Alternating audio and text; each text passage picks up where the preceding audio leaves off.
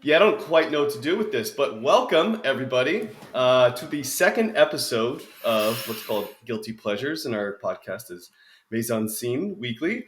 I am Jonathan Lee, your co-host, sitting here with Stephen Rankin, the other co-host, who's sitting on Mountain View, California time. I'm in Hey, the everybody. New York quadrant of things, if you will, but we have come today to discuss two films. Now, last week we discussed twist endings pitting two films against each other, such as Planet of the Apes and Wicker Man. And, you can go and watch that film, but those films. But with that being said, I wanted to get something very interesting on the first few weeks of the platform here. And so we have decided to, here are the rubric. Here's the rubric for our conversation today. The movies themselves had to be at least 25% or lower, I should say 19% or lower on Rotten Tomatoes. Now, you can have your own debate on whether or not this is a good rubric to have to begin with, but start your own podcast to discuss that. And then secondarily, and the more important part, is a movie you, in fact, just loved to death or just held dear and near to your heart, whatever it might have been. Who knows? But Jonathan Lee, Stephen Rankin, we're here to discuss guilty pleasures, and that's the name. Yeah, and I'm really excited about this episode. It's because it's you could take. There's so many movies, I guess, that you grow up with, and you have these rose-colored glasses of like what it is and what it means to you. And at the time, you look back at the reviews and the critics just shit on this movie, and you're like, what did I see and what did they see, and how is this not correlating? You know what I mean? I So do know what you mean. it's a fun endeavor. It's a tough endeavor because getting to a movie that actually is less than 20% is, it takes a universal, not necessarily a hatred, but a universal agreement that the movie generally sucks, at least to some extent. Now, whether or not you think it sucks, hence the reason we're having this discussion to begin with, we can debate. But at first, and I don't know what the percentage would be, I wanted to actually choose The Beach. Because for whatever reason, I have loved The Beach since it came out. And I don't know if it was just the idea of wanderlust and trying to travel the world, and you're of that young, aged perspective in life that anything can pretty much happen or does. And, there's some video games issues that people had there, but I love The Beach. And What was the Rotten Tomato score on The Beach? if I had to guess, I'm going to go ahead and say it was 13%. I don't want to look Okay, it up so now. it's the rubric. It's low enough. But maybe it's not. Maybe it has changed. Yeah. But I'm fairly certain it's lower than 20% because that's the whole reason I wanted to have this discussion to begin with. And as you can see, again, I have forgotten my lights, camera in action. Clearly wasn't set up for this or podcasting. Yeah, you need the lights. Yeah, but I do have movie posters, as you can tell. You can't really tell that well. Memento would be over here. Stalker. Women on the Verge of Nervous Breakdown, Monty Python, The Holy Grail, and Old Boy. Those are all great movies, and I feel like this podcast is a podcast where we're going to be talking about universally loved movies. But today is not that day. Today we're talking about pretty much universally hated, despised movies, which I think is going to be fun. I hope. I mean, we'll see, but I think it's going to be guilty as charged.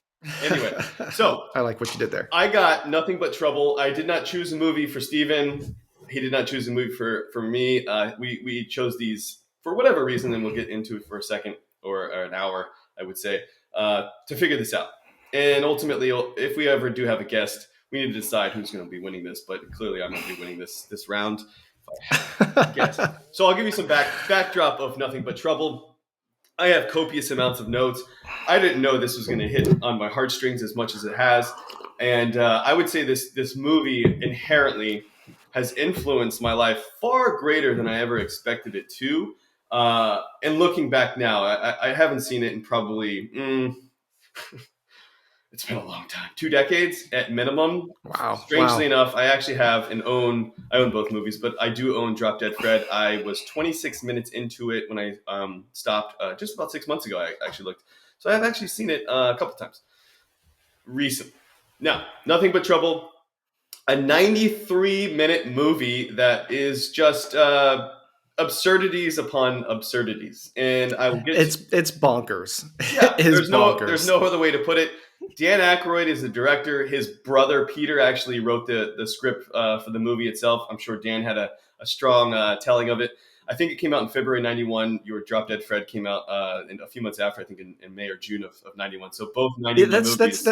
that's funny. Like we both. I mean, we didn't plan this, but Yeah, we sent our personal guilty pleasures at the same time, and yeah. lo and behold, 1991 is the year that that holds true. Just a few months apart. I guess they were making really shitty movies in '91. What else? What else has been made? So yeah, it's a PG-13 flick. Even though you feel like afterwards you've been probably visually molested. You have verifiably been visually molested. It's in the comedy horror theme of things. Got a 15% on Rotten Tomato, and boy, did it do horrendously at the box office. It was attempting, as you might imagine, for the character set that is chosen and the friends of Dan Aykroyd, uh, to be a big thing, to be achievable in terms of like maybe a monetary achievability, but yeah, 8.4 million in the box office with a $45 million budget. That's not great. Yeah, I mean, I looked into the kind of the making of this film, and it was funny, is Dan Aykroyd was coming off a giant success with Ghostbusters. He had all the, I guess, the capital to to make anything that he wanted, and he wanted to make nothing but trouble, and they gave him $45 million to spend on this movie, and it 40. just, yeah, 40. It Yeah, went to 45 though. it did. They were $5 million, and this is I'm getting a little ahead of myself, but they had 40 to begin with. They were over budget because they were buying too many toasters. So, and like the dog, getting well ahead of myself. But the fact is, the house, which I'll describe in a second. Again, I don't want to get ahead, but because of the purchasing of various items to make the house look like it does, it yielded another 5 million, which everyone in the entire warpath of like the producers and the everyone was like, "This is a terrible idea. We're getting nowhere."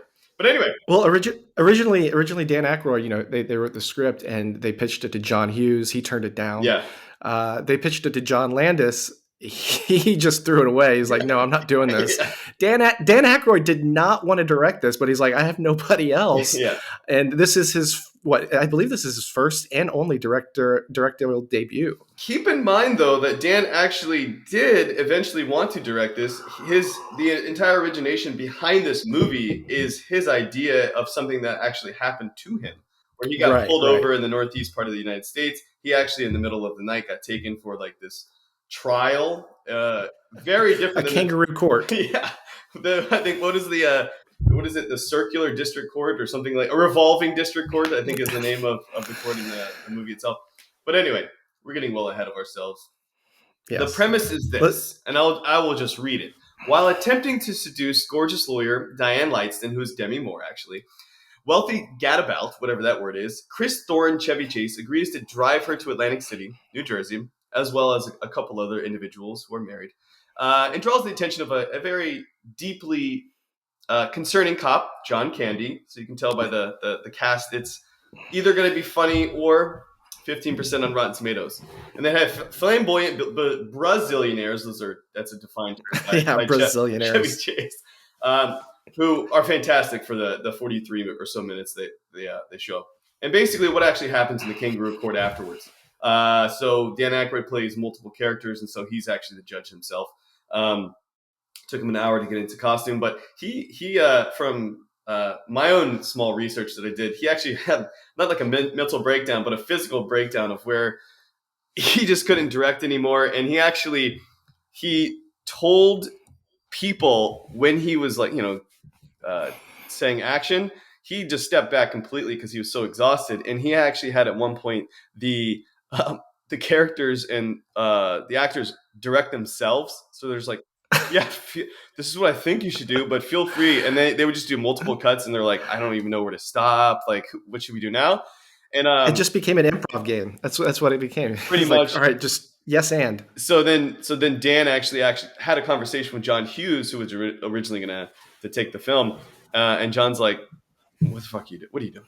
Come on, like get in there. Like you might be tired, but sure. Like it's a movie, and you have like valiant people on your movie. You should probably do something with this." And then he came back, probably got a few rests, but Written by Dan's brother Peter. It also stars Dan's father-in-law, his young daughter, and then the variety of producers that are in cameos, like Elevator Men and things of that nature. But it's like, he wanted virtually everyone in his existence to be around him, I guess, at some point.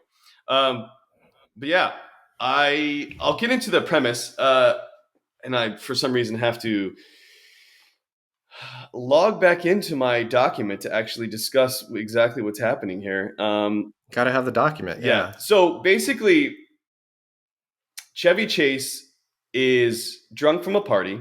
He does not want to actually go to Atlantic City as he promised the night before, that he needed to actually take individuals to Atlantic City, such as the Brazilianaires, as well as Demi Moore. And so when it came down to it, he wakes up and is about to leave, but does not want to take them anymore. He doesn't want to drive. He's too hungover. Yes. So he gets his, the person getting his car is saying, I think you should go to AC, blah, blah, blah. Turns around, Demi Moore's coming out of the elevator, and he thinks, she looks fantastic. I clearly need to get back into the car. So he does. The Brazilianaires, who had said the night before that they don't wake up before, I think, 12, have been there as well, are extremely excited and really want to get after it. And if I had some Yeah, they showed up. If I had some soundbite knowledge, I would be playing some of their soundbites as of now. And if you have it for me, please do it. So they drive very normally in a nonchalant way, discussing things of what you normally do in a car for people or with people for hours. And ultimately, they want to get to AC, but Chevy is like, I'm out. We're here, but I'll drive you in a nice roundabout way to not go to AC, but ultimately you can see the countryside, because the Brazilianaires, they want to see variety. They wanted to take the scenic route. They didn't want to just go down the pike. Yeah, they wanted to The pike is see the exactly what it was countryside. called. Yeah. What is it called? Like the Jersey Side Triangle or something. The amount of shitting that movies do and people do on New Jersey, for whatever it's worth, is it's fairly hysterical. It's like kind of life of its own. So yeah, they take the scenic route, trying to get there in a quick way possible, but also at the same time, they speed. And in the midst of speeding and also running through a very, very quick stop sign in the middle of town, and prior to actually getting to the middle of the town, was one of the funniest parts of the whole movie. And inherently, this movie it just made me smile for literally the entire time. I was just like, have this weird, quirky smile that was like, this is so, so ridiculous. But when they get to Valkenvania, which is the city that everything goes down, there's a stop sign that was run by Chevy Chase. But before that, there's a sign that actually says, drive safely, slow down. But the picture that is on the billboard that it's listed on, it's got tons of dead bodies on the road with with sheets over their faces. And it's just like this telling move of like, or else. Or else. Oh, it was foreshadowing for sure. I mean, not very subtly, but it was foreshadowing of what we were getting into. There is absolutely nothing subtle about this movie in any way, shape, or form. If it's got any type of campiness to it, it's like full campy. If it's got any type of cheese, it's full cheese, and any type of grossness, it's all in. Which is lovely. That's the thing. Like that's one of the things that I found so endearing with this movie is they just leaned into it. They're like, all right, if we're gonna make this movie and we're gonna do these things, we're not gonna half-ass it. We're just gonna go for it. And boy, did they win for it. They go for it. So it's based on a real life situation where Dan got pulled over and he thought, this would be a pretty funny movie of, somebody who's had some issues with a kangaroo court. And then secondly, there's a second part to this and more of the origination. So the Blues Brothers, I think his name is Robert Weiss, the Blues Brothers producer, or one of them, he actually went to the Hellraiser, and I don't know if it was a premiere, but they went with Dan and him to Hellraiser. And Robert Weiss actually laughed so hysterically that he broke a rib there at the movie. Never heard of this in my life. Broke a rib. And then I guess they were all continuing to laugh about it after. And Dan was like, we should have a movie that is the inverse of this. It's like, let's do a comedy that is just horror. And so that's the origination of this movie. He got pulled over in kangaroo court, which is quintessentially the major theme or a major focal point of this movie is that kangaroo court.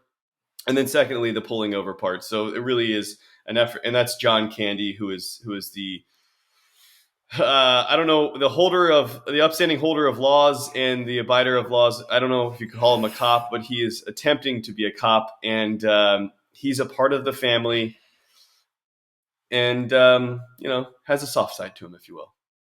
What was your initial Yes, he thought, like, does. building up just the first like 20 minutes, like?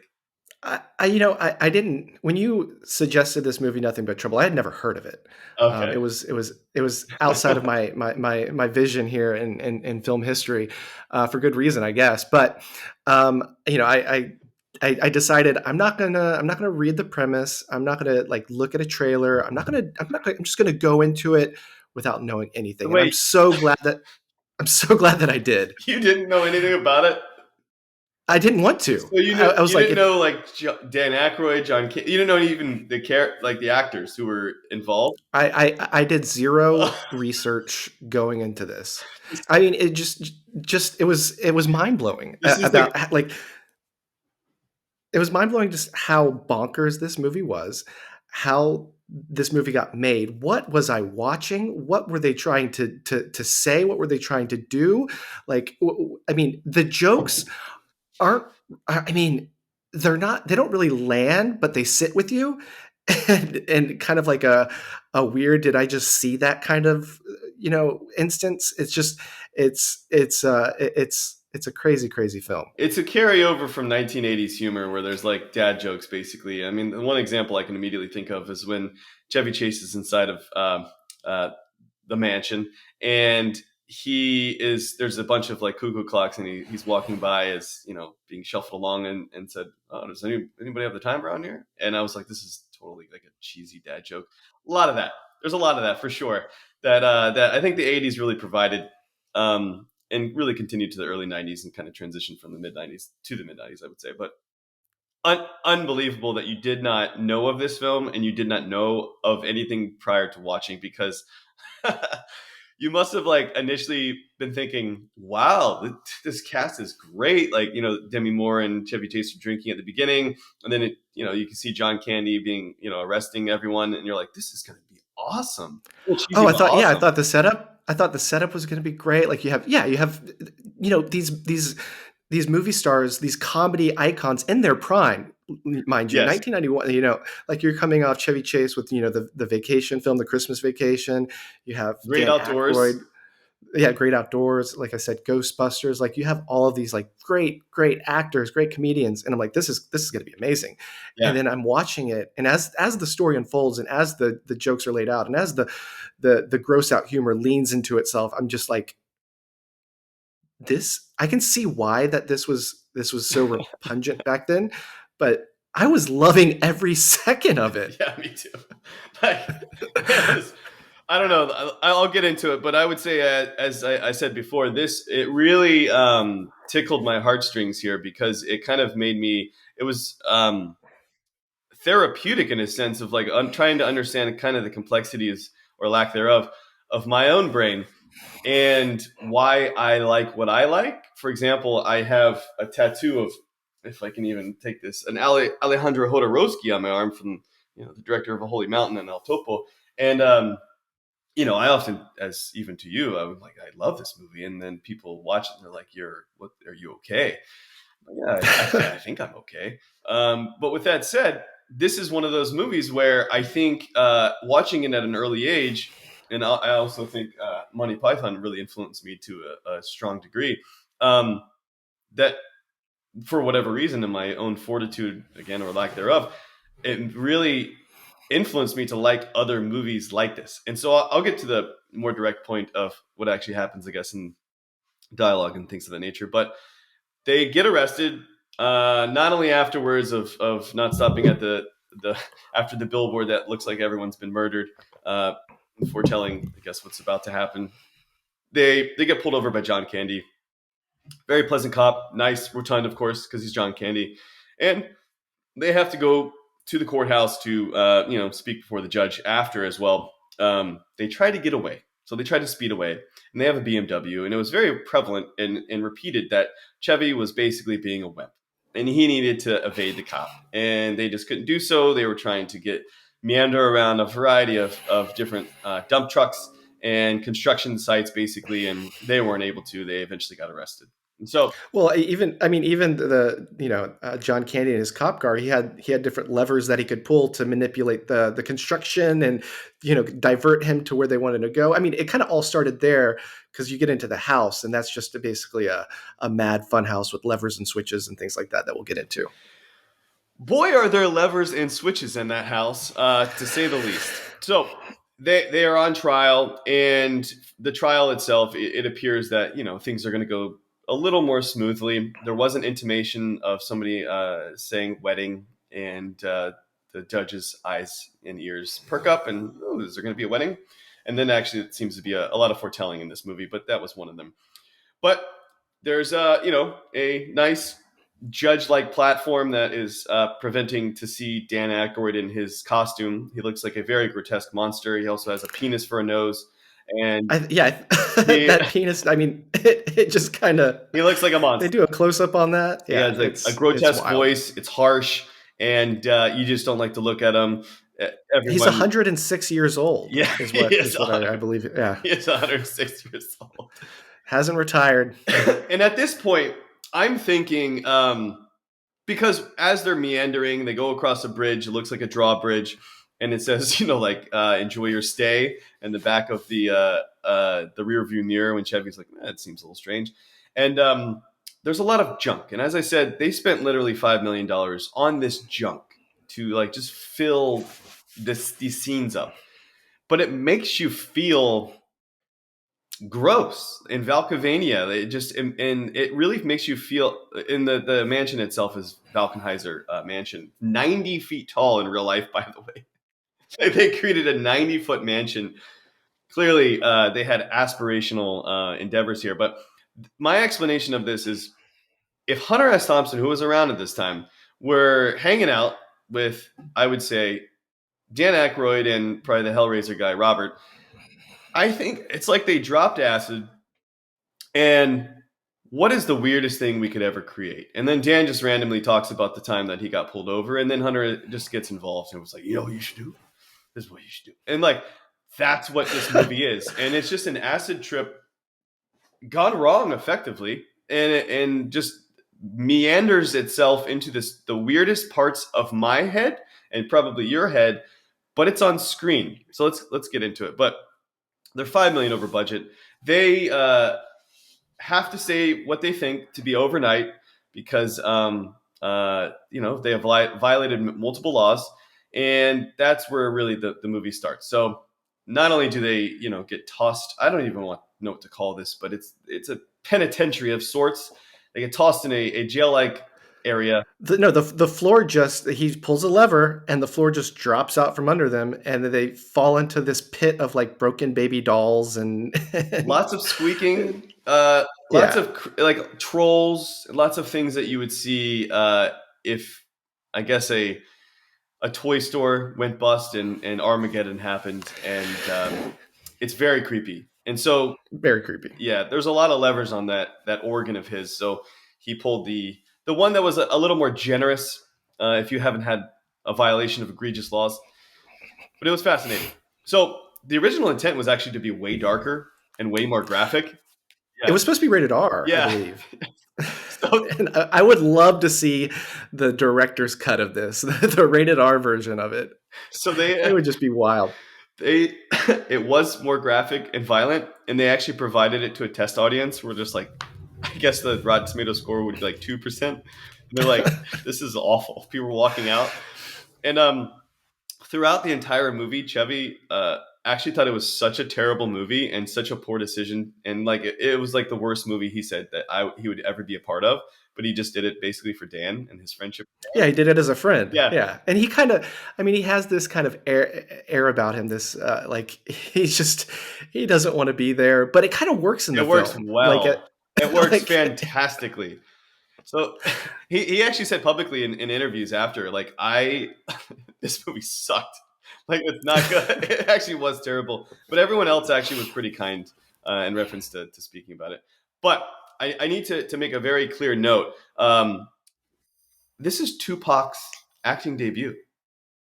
when look, John, when What? that scene came on, and I was like, "What Hour is going?" six And then minutes. Yeah. I saw Tupac, Yeah. Mr. West Coast for life, wearing a New York Yankees jersey. What? Like, like what is going on? Hour 6 minutes. Well, he comes on before then, but not to get ahead of ourselves, but that one scene you're speaking to, and I was like, clearly he has admitted that West Coast rap is not as it's inferior to East Coast rap. That's what I thought, and I was like, if you were Tupac, this is 91 or 90 when they shot it, but for Tupac, I mean, how can you wear that? Seriously, how could you wear that and then just create a war? He was also the backup. Anyway, we'll get that in a little bit. He was like singing. He wasn't even rapping. He was just the backup singer in a Yankees uniform. Please do. Drop the beat, Jay.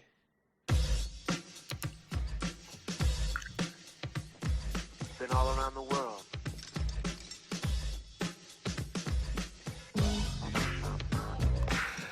It's so 90s. It's like it's great.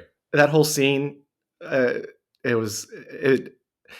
And you know who put that in there? Like there was a conscious decision of like, we need to have some kind of music in this film.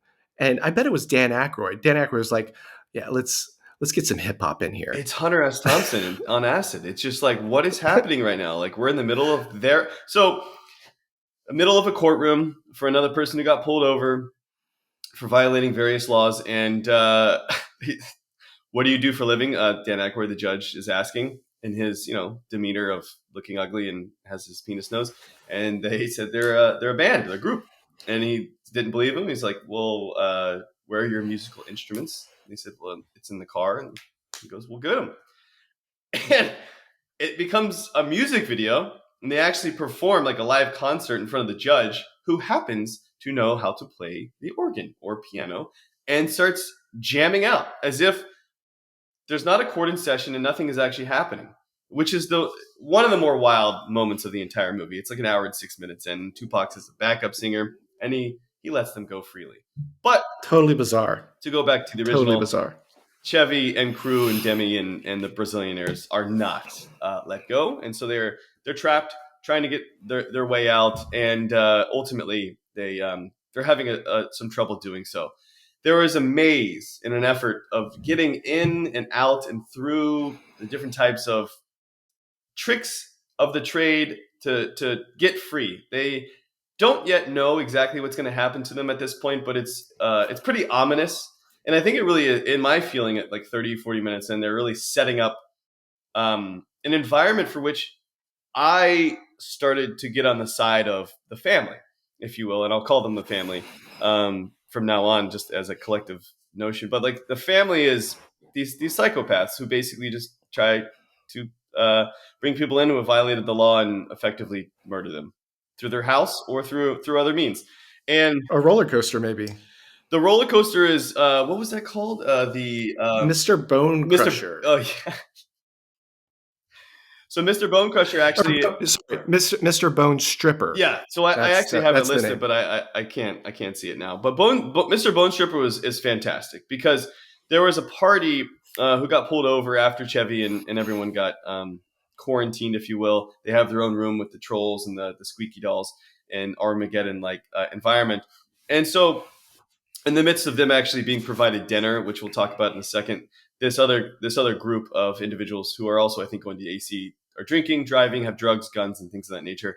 And then they have a bag, like a 5-pound bag of cocaine on them. This is a PG-13 movie. yeah. It's just, everything is over the top. I'm telling you, it's just, nothing is normal. And so they get pulled over, go in front of the judge. They're not very nice, and they get sentenced to death, effectively, through Mr. Bone Stripper. Oh, here it is on my little screen. So Mr. Bone Stripper basically is a roller coaster ride. Of course, you would have a roller coaster ride that leads to your death, and does exactly what you might think. It strips you of your bones and your flesh. I did not think that was gonna. I mean, that was pretty dark. It wasn't as And dark. when I said, I mean, it wasn't gory, but it was gruesome. And Yeah. like, I thought they were just going to be kind of like thrown off a cliff or something like that. But no, they go through the chompers, and then Which are all you teeth. see get spit. Yeah, all you see get spit out are just a machine gun of bone, and you're like, oh, so those are the consequences of getting on the wrong side of the judge. Yeah. Okay, now we know what the consequences are and what the stakes, with, if you will, for Chevy Chase and Company. Yeah, and so of course the audience knows this. Chevy and group do not. But with that said, it's funny because the bones themselves are these like cheap plastic bones. It even sounds very plasticky. And the end of the ride is of a man's face, and like his teeth, which are metal, are clamping down through a roller coaster of human flesh. And out the other side, it's like a conveyor belt that's like a machine gun shooting bones into a wall. And there's just a pile. It's Looney Tunes, man. Yeah. It's like cartoon. That's great. I honestly just had a smile on my face the entire time. But what was interesting, soon comes this character named Eldana. And Eldana is played by John Candy in drag for his first occasion. That's why she looked familiar.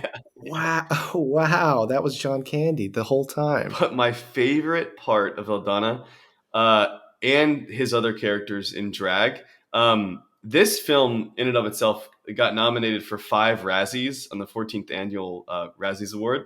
And so the Razzies are basically the worst movies of that year in the 92 for 91 movies. And you don't want to win a Razzie. No, you don't want to win a Razzie. Yeah. I mean, this was up for all of the Razzies.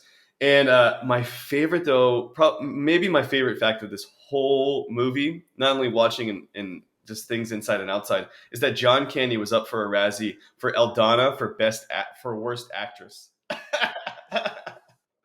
She doesn't say a word in the movie because she can't talk. She's mute. Yeah, she's mute, which is probably a better thing. But fantastic. So yeah, the mansion itself is 90 feet tall. It's a destitute place of Armageddon. The family itself thinks they've been downtrodden. To some extent, they have, of course, but that people have been taking advantage of them, and they're getting everyone in the world back. That's even close to their property. So underneath the ground, it looks like there's this fiery lava, which actually is foretelling as well. Fiery lava, and they think that Chris Thorne, who's Chevy Chase as the character, he was in coal commodities, or at least his family was, and he's in the financial publishing literature section of life. But he's a banker. He's a banker. He's not taken too lightly because the judge thinks of him as a banker. But yeah, the success of like Ghostbusters 1 and 2 and The Great Outdoors and Caddyshack to Driving Miss Daisy, even like people, I think they just thought they could pretty much do everything and anything at this point. And so they go back. And one of my favorite lines, and there's just cheese, absolutely cheesy dad jokes, is like when they're driving up, Chevy was like, "Oh, that's where they buried Flipper," as they saw like the neck of a dolphin. And the Brazilianaire in the back, I think, was like, "Flipper's dead." It's like, of course, Flipper's dead. I was like, this is so great. These little throwaway jokes. They just kind of they sprinkle the movie with like you said, dad humor, which adds to the absurdity. So go ahead. No, I wanted to, because I think we're coming to this. But if you could think of the perfect dinner, what would you want to start with? Maybe ants on a log. Yeah. Maybe a touch of some warm Hawaiian punch. So that's exactly where we were going. And it was the moment that's the moment, I think, because I think there are multiple waking life moments where a waking life moment to me as a definition is effectively a moment in a film that encapsulates the feeling, but also it's like maybe a scene, maybe it's one quick shot, and kind of like the idea of this podcast to begin with, but something that represents the feeling, at least to me, in one encapsulated scene is really what it comes down to. And that dinner was basically it, because it was this disenfranchised family are also eating disenfranchised food, hot Hawaiian punch. And of course, Chevy is like complaining about the hot Hawaiian punch, and who else would not? But ants on a log, nasty, and they're eating what seems to be, it's probably human flesh. Yeah, go ahead. Here's how I like them, and I suggest you have them the same way. Go ahead there, folks. Pick yourself up a couple of dogs. I mean, that scene where they bring out the long white bratwurst, and then you got the condiments, but it's not it's a moving train set where you can just kind of pick off the condiments you want and put them on the dog. I mean, it was pretty gross. It was gross sounding. It was gross visually. You had everything. He was stuffing his face. Just like when he was like, you should eat it like me. He was just like, no! Like mustard is everywhere. By the way, the train was nice enough to like stop in front of him. I was like, how did they stop the train to get the condiments out? And he was like, just shove it in your mouth. Eat it like me. Yeah, it's good for you. And after they ate the ants in a log, and I was like, that's the moment where they should be like, we're fucked. Which the Brazilianaires, they're like, we're willing to risk whatever it takes. And so they jump out of a window, quite literally. They're like, we're just gonna hightail it out of here. This is all about spoilers, I guess, to some extent in this podcast. They eventually are able to get away until John Candy finds them. They had to swim through Sao Paulo, which is repeatedly stated in terms of the smell of this river that makes them separate than the house. But they're able to get away, convince John Candy that he's being not utilized in life very well, and they'll pay him back if they let him go, which, they actually help each other, which we'll come back to at the very, very, very end. But where I get to next, and I'll backstop a little bit, and we're probably going well over the fact of like my own interpretation of this, but Alejandro Jodorowsky, who is near and dear to my heart, very strange, in my opinion, filmmaker. But I was an hour in, and that's where I was like, something is wrong with my own head if I enjoy this so thoroughly. And also, it's a 15%, so clearly other people are not. But like, I've genuinely loved Nothing But Trouble way more than even when I was a childhood. But I think when I saw it when I was a kid, it was that one of the first moments, probably the first moment, and I'd have to go back to see how old I was. But Monty Python, and now for something completely different, I saw that I think in 6th grade. And so it was around the same time that I saw this movie. And so it was almost a back-to-back effort. And I remember thinking, these are not the movies we watch at home. Like, it was over my friend Chris's house, and I was like, these are not, like, I didn't even know this could exist. And this is some weird, like, I don't know if weird is the way to phrase it, or frame it. It's just odd. And I love the oddity of it, and I just wanted to get more into it. Did it feel kind of like taboo, like you were watching something you weren't supposed to? Yeah, totally. Like it was just, this is not the Disney Channel, movie that I'm allowed to watch at home. This is something completely different.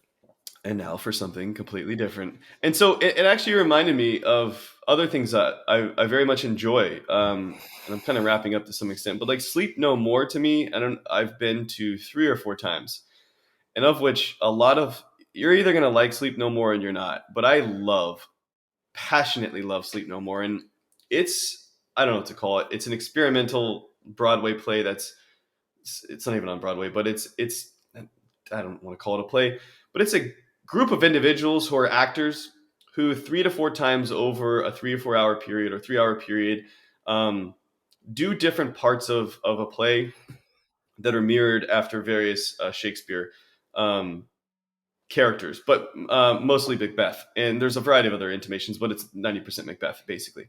And there's a final scene that everyone has to get together to watch. But in essence, the actors in 3 to 4 levels, or maybe even more than that, you're able to freely walk about and be with actors on their stage, quite literally with them. And there are no rules other than you wearing your own mask and you can't talk. And so I think this is like not maybe an inspiration, but it kind of ties back into like what else is possible. it's kind of like the first time that somebody had their first beer, and you're like, this beer is pretty good, but like, what else is out there? So it's the addict's mindset almost. And so when I went to see No More, people are very like cordial and nice. Like the people watching the masks, not the actors are just doing their thing. And I was like, if there are no limitations here, I'm going to see how far I can push this. People would like toss their jackets down. I'd put their jackets on. I'd try to like get not in their faces because I didn't want to interrupt anything or get too egregious. People would put their glasses that they drank down or their glasses, and I would put them on. And people would be on a typewriter, and I would try to write things next to them. And it was so fascinating that you could actually be so immersed in this interactive way of life. But it was funny when I started thinking about it and this weirdness of like, how far can we take the weird?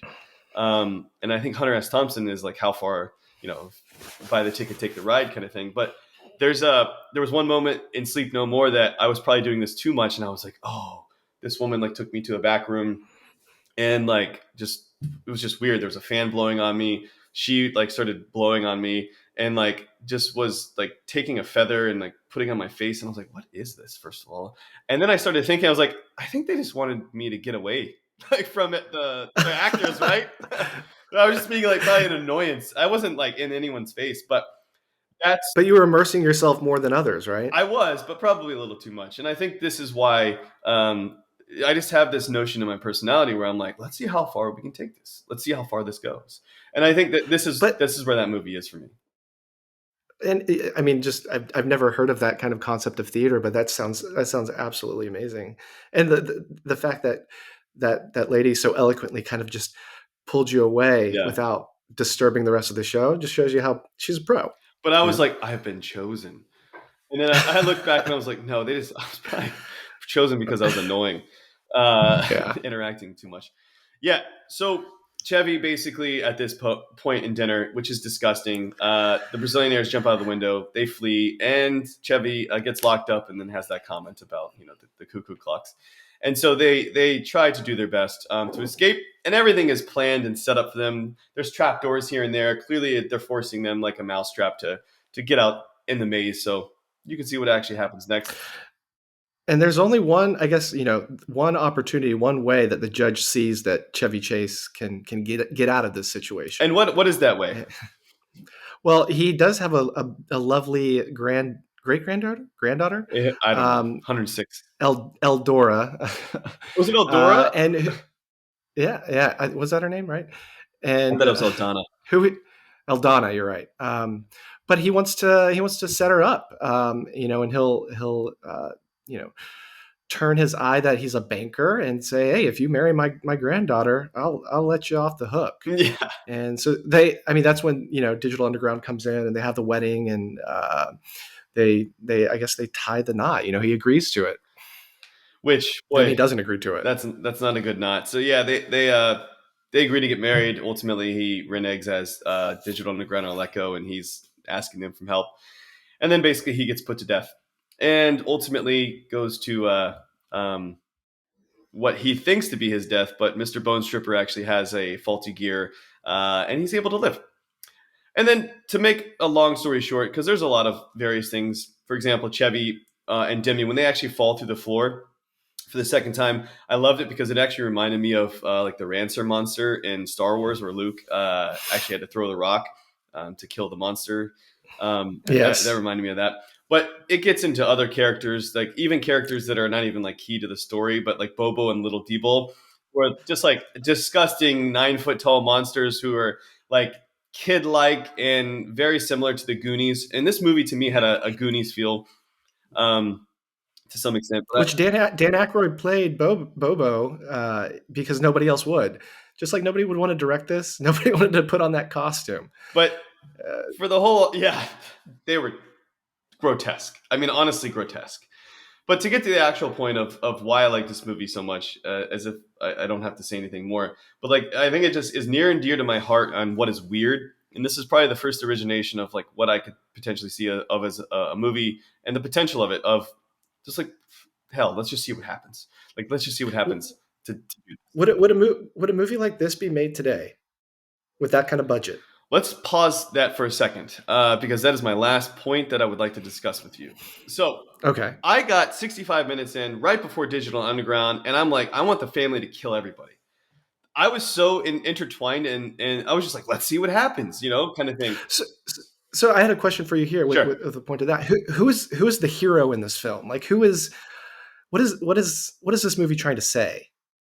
So I don't know who the hero is. There doesn't have to be a hero.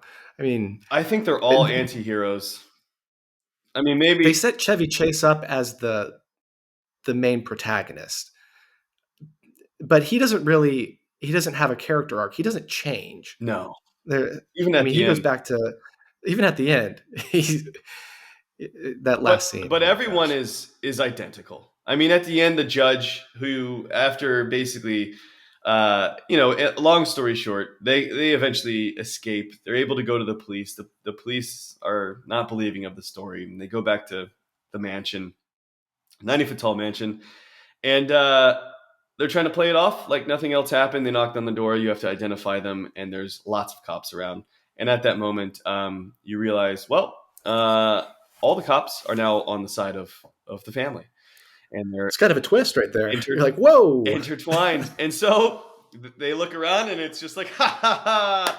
You didn't think we had everyone in our pockets? And then you're like, well, shit. I guess everyone is going to die now. And then everything goes to shit. The ground, which was foretelling because the lava beneath their feet starts to bubble up. Oil starts to encapsulate people, and people just start dying in sinkholes while using the restroom at that. And so they eventually are able to flee. They hop on a train after being shot at and finally get away, where the movie actually ends with, the Brazilianaires that are in Sao Paulo with John Candy and living the good life, or so it seems. And it ends on the highest note possible, where I guess, in my opinion, the hero of the movie is probably Dan Aykroyd, just for even putting this together. And the judge finds Chevy's or Chris Thorne's license and says he's now going to be moving to New York City to be with him. Who's now, of course, his relative, his son-in-law, or his great son-in-law. Which leads me to the question you had. There needs to be a sequel to this. Like, I would love one. 1,000% needs a sequel. And I think it should be made. Like, with the same tone, the same 100%. gross out humor. Yes. Just I think, I mean, people from what I've read, obviously this movie got panned when it came out, but there, just with all things, there's been a slow kind of,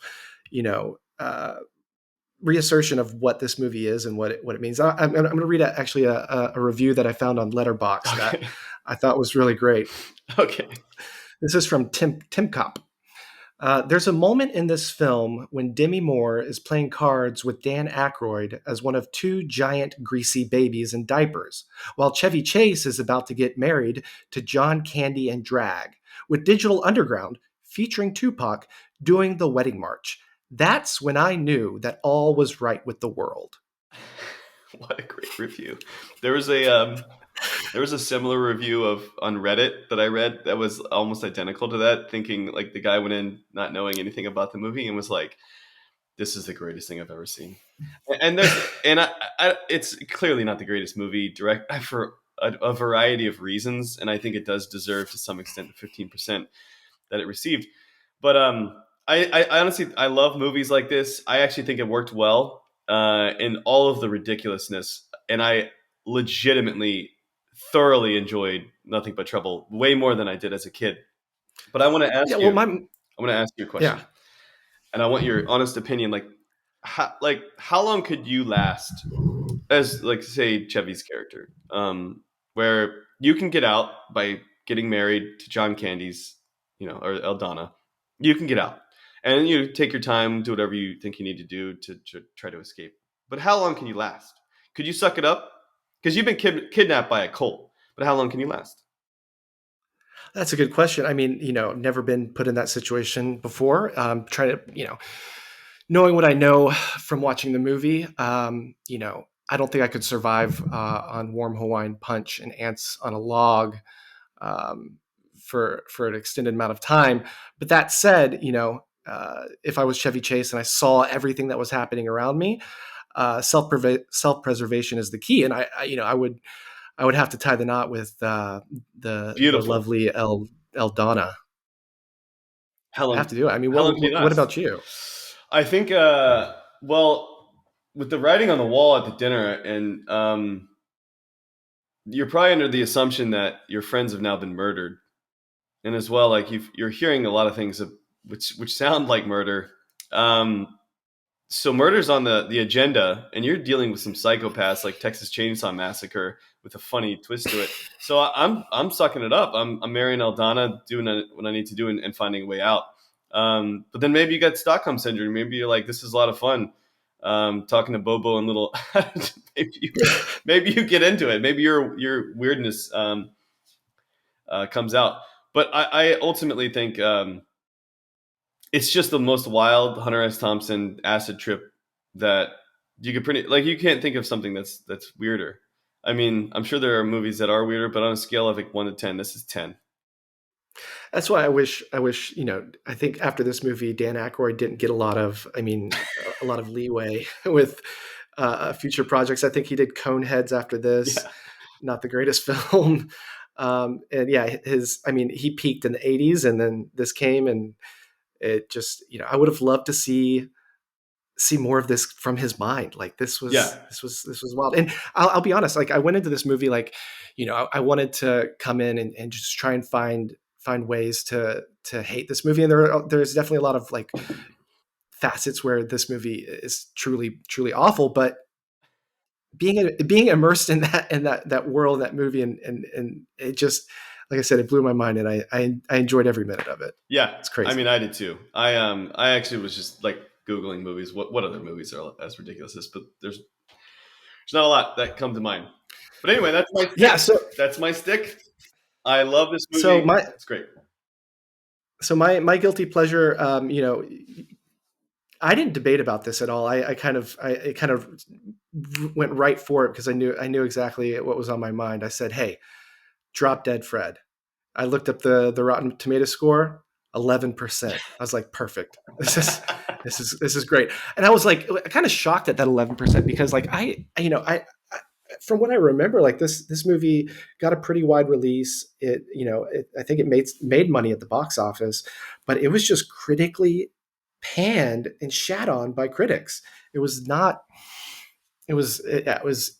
favorably reviewed at all. But I'll kind of get into the movie here. Yeah. So Drop Dead Fred, 1991, directed by Ait De Jong. And it's starring Phoebe Cates and Rick Mayall. He is the titular Fred, and she's Elizabeth.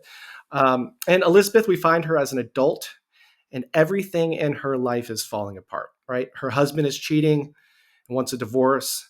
We see her car getting broken into and her money stolen. And then somebody else comes and steals her car. And then she loses her job. And then she has to move back in with her mother, Polly. So she's back at her childhood home. She finds an old Jack in the Box, kind of winds it up, doesn't think much of it. And as she's sleeping, out comes Drop Dead Fred. So Drop Dead Fred was her imaginary childhood friend, right? Fred is upset that Elizabeth is now an adult. And the first act of defiance is taking dog shit and defecating all over the clean carpet, which she was told not to enter in. There was actually a little a rope. A rope saying, "Do not come into this room." As he walks on his hands to do so as well. Yes. And so Fred, we get told Fred can't leave until Elizabeth is happy as an adult. And she thinks, happiness is getting back with Charles, which is her husband. So we follow her and Fred through a journey of self-discovery and the antics from her childhood as flashbacks. So that's basically the movie. I won't kind of go into more of the plot and the details and things like that. But my first question is, how was this film appropriate for me to watch as a child? Yeah, I don't know, because I thought the same thing. I did think of it as unnecessarily rough on the mental aspect, even now. But like, I think in the 90s, mental health didn't exist. and like, Yeah, and also like, I- she, it wasn't mainstream for sure. It wasn't mainstream, it did well. and 6.5 million, budget, and then 24 million box office. It did pretty well. yeah, so it made its money. And I mean, I remember watching this as a kid, and what I from what I remember and what I took away is like I love the idea of an imaginary friend being so wild and crazy, and all the antics that they do. When she's a kid, they become they're burglars, and they steal from the house, and all of these. They make a mud pie. So as a kid, like all of those funny wild things that you see on the screen from Drop Dead Fred translate to funny, right? When I Yeah. watched this as an adult, I didn't really laugh that much. Yeah. Like these No. are two different viewing experiences, and that's kind of like that's what's wild to me about this movie. So I feel what the critics didn't get at the time is like all these critics were watching this as an adult, Yeah. and and as a kid, I loved the movie because it was just so wild and zany and Yep. funny. Yep. Um, You didn't but the understand the theme undertones. Oh, I didn't understand Drop Dead Fred sliding on the floor, looking up his mom's dress and Yeah. saying, Cobwebs. Like, I was 7 years old. I'm not going to understand that. But, and then as an adult, I mean, that's just a kind of a crude, Yeah. lame joke. But watching this now, 30 years later, what this movie achieves is like really the themes of childhood trauma and what that does to a person, then having that trauma come back into your life after a series of events that just upend your life. You lose your husband, you lose your job. Like, she's having a mental breakdown. She had a mental break for sure. Yeah. Yeah. 100%. So I mean, I don't think I can be as eloquent as you with Nothing But Trouble. I was wondering where you're going to take this, because after watching it, I was like, God, holy shit, this is that was tough to kind of get through. Like, it wasn't easy. It was. Yeah, I felt Yeah. unhappy after. Whereas You know what? watching it as a kid, I was like super happy because I had no idea that life is like that. At least it's something. Exactly.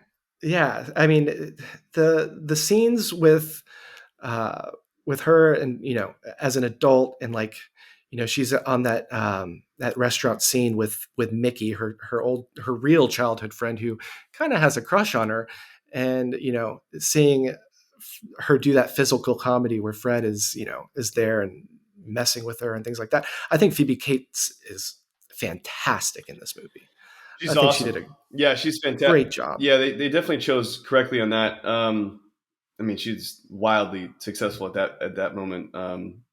Past times at Ridgemont High, I mean, put her on the map big time. But I mean, as well as a sundry of other movies. But like, Drop Dead Fred was actually going to be originally Robin Williams, which I found super interesting. Yeah. Directed by Tim Burton, but they passed on the project. That would have been a totally different movie. A totally different movie, which it would have been very nice to see. But this movie, it's interesting because like the amount of in the 90s and 80s like used car salesmen as characters was like so high. I can't even name others, but like I want to say it seemed very high. But as an adult going through the movie, I just thought, I mean, it's clear she's created an imaginary person because she's having a mental break. She had a mental break when she was a kid. She's having a mental break later, and it's all in relation to dealing with issues of life's hardships with her mom, who has brought on, varieties of ways to make her feel bad about herself and her own childhood memories. And she's, not successful emotionally, physically, financially, and things like that. And, the conjecture of, I don't want to bide your time or kill the time here, but like the conjecture of like Fred and his activities is basically her own desire to act out against her mother. 100%. Yeah. I mean, as a kid, I feel like we get the sense that, she didn't get a lot of attention. She was an only child. Her parents were going through a divorce. Her dad leaves. And she's reaching out. She's crying for help, and she creates this imaginary friend, Drop Dead Fred, to cope with that and to act out and to be this this person who her mom can see. Polly, even in that one scene, it's just got to be heartbreaking because young Elizabeth is 6 years old. They just made a mud pie and everything like that, and her mom says, "Sometimes I don't love you as much as I used to." Yeah, and she's 6 years old. yeah, that That's got to be something so traumatic as a young child to hear that from your mother. yeah, it's So awful. of course she creates Drop Dead Fred. And what happens with Drop Dead Fred when she's a kid is she gets put into the Jack in the Box, and it's covered with that masking tape, right? And I think, and I'll come back to that masking tape in a little bit, but it gets covered with masking tape, and she has to forget about Drop Dead Fred. And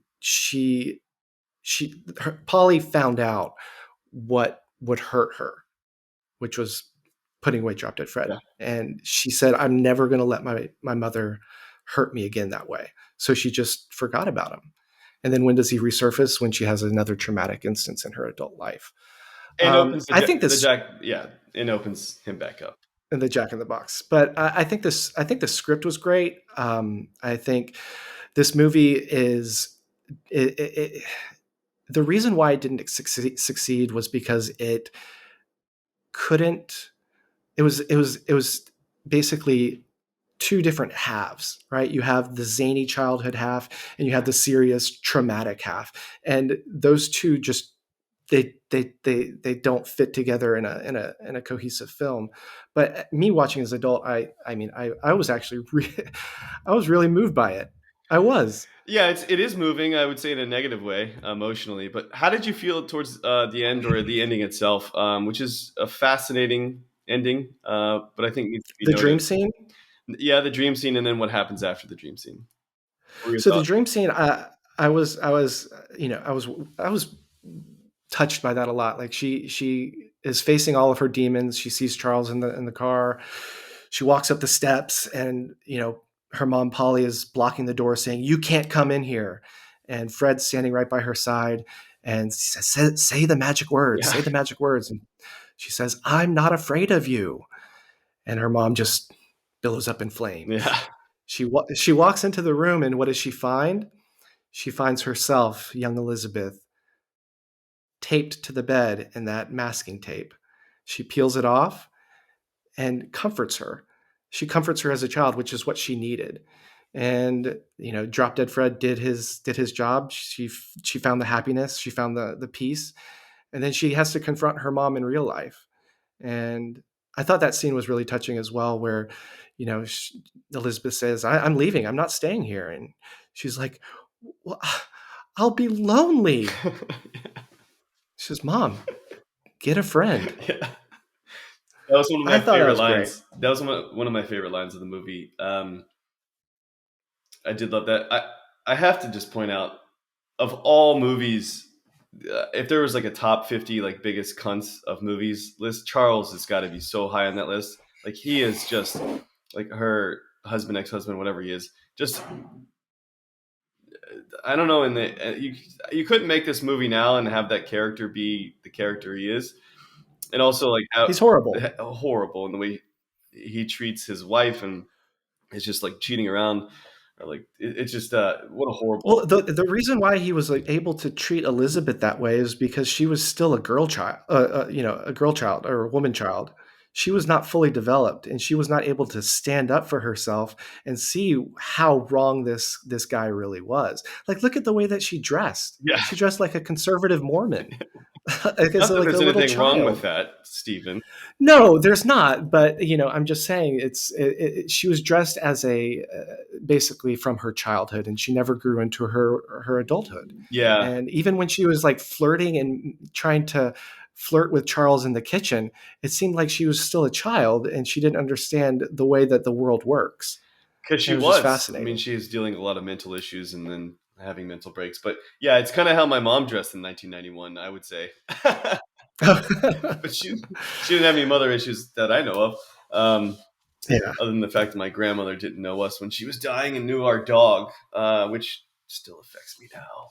Rebound. Oh, wow. So, I mean, I guess quantifiably, and I was always interested to see what you had to say here in your thoughts. But like, what would you say is I guess the more guilty pleasure?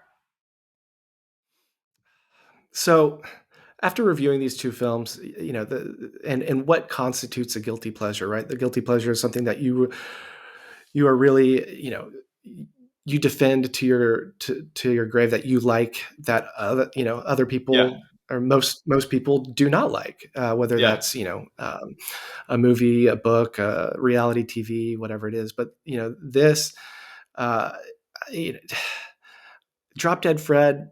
If I showed it, if I showed it to somebody that had never watched it, I don't know what they would think. I don't think they would like it. Probably not. But I think if I showed Nothing But Trouble to somebody, said, "Hey, watch this. Just check it out." Yeah, they're gonna like. I I, I think they're gonna be in for the ride, because I think Drop Dead Fred, you have to be in a certain mood to watch it. It's not something that it's like I said, the emotional weight of that film, the emotional themes of childhood trauma. I mean, they tackle it. It's tough.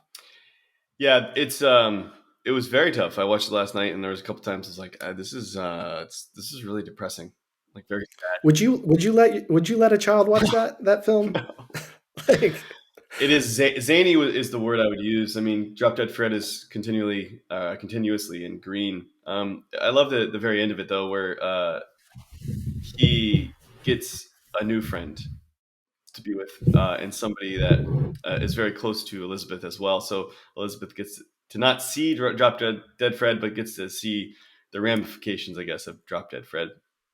so that's my question with this movie, like how they interpret Drop Dead Fred. Is he real in the sense of, is he this kind of guardian angel sent down to a troubled person, a young girl, or whatever, or is he just a manifestation of childhood trauma? He's a Like what? manifestation of childhood trauma and basically the demons that we cannot deal with if you don't have someone to support you or talk to you.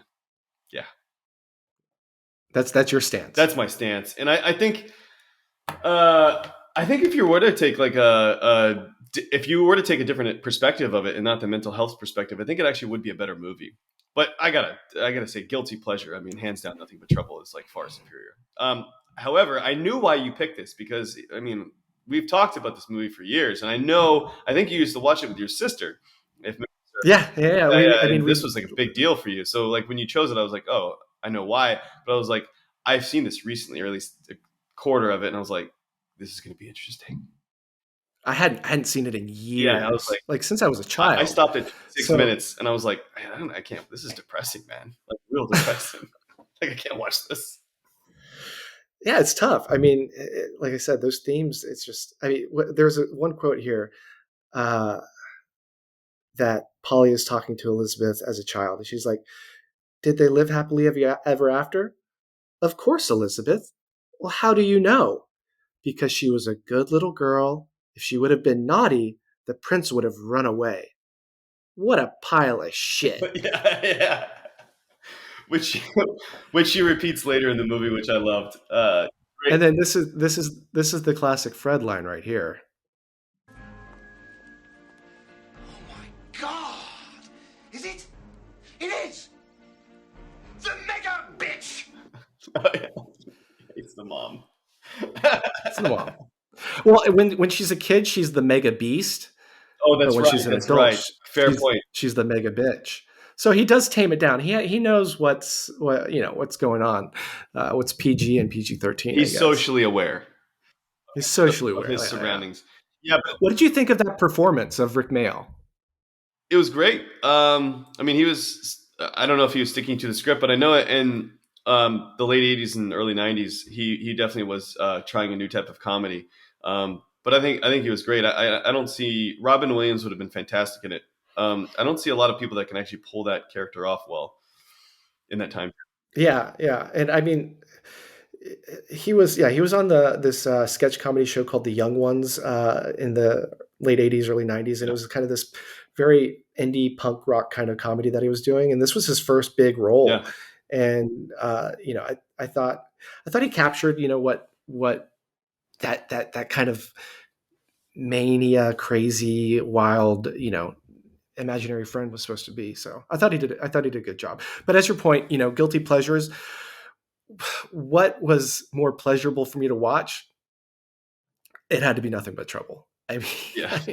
Even though there was a lot of gross out moments, Nothing But Trouble was just kind of like just a treat. Like I kind of smiled the entire time. Yeah, that's where I was, just smiling. And I got to the end, I'm like, how, like, this is completely set up for a sequel. Clearly, like, that's how everyone or not everyone, one person wanted it to be, but it needs somebody needs to just bankroll this.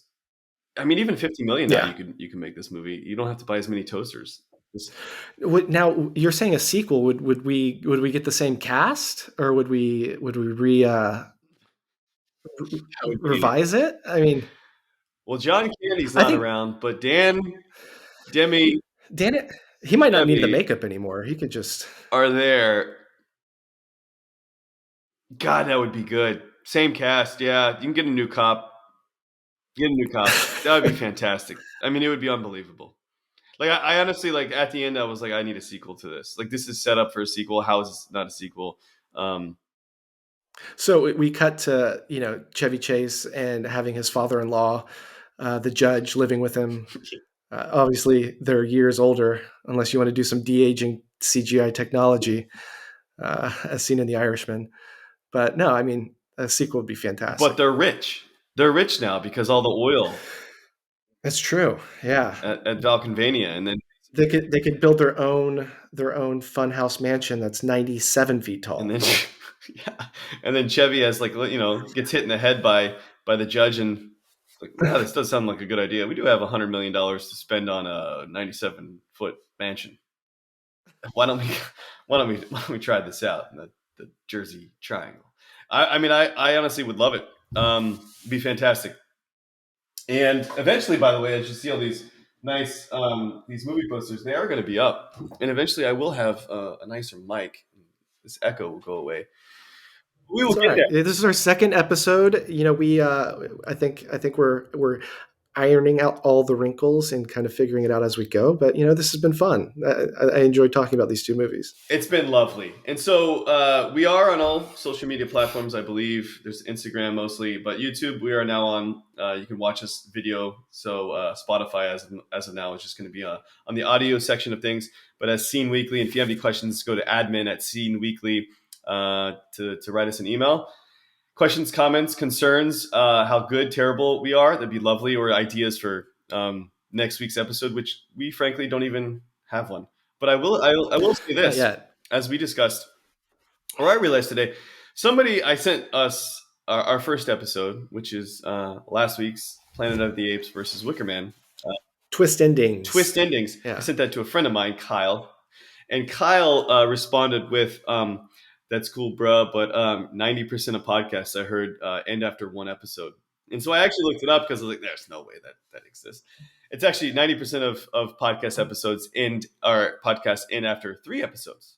So we're over halfway there. Yeah. Look at that. This is 2. We already have an idea for pretty much another 20. So if you make it to 20 or 21, you're basically of the 1 percentile. So we just have to get another. Can't do math. 19, basically. Yeah, 19. We're practically there. Anyway, if you have any thoughts, comments, concerns, let us know. But hopefully this is fun. Nothing But Trouble was a ride. It was such a ride. And I also love it when drop the beat, Jay. What do you love? I love the fact that, like, in movies, they say the actual title of the movie, Nothing But Trouble, and Demi Moore said it. You're nothing but trouble. She went to sleep when she was making out with him on the couch. And then, like, Family Guy has an episode where, like, they pause when they say the movie's title in the movie, and like, ah! And that's exactly what I did when I heard it. I was like, oh, there it is.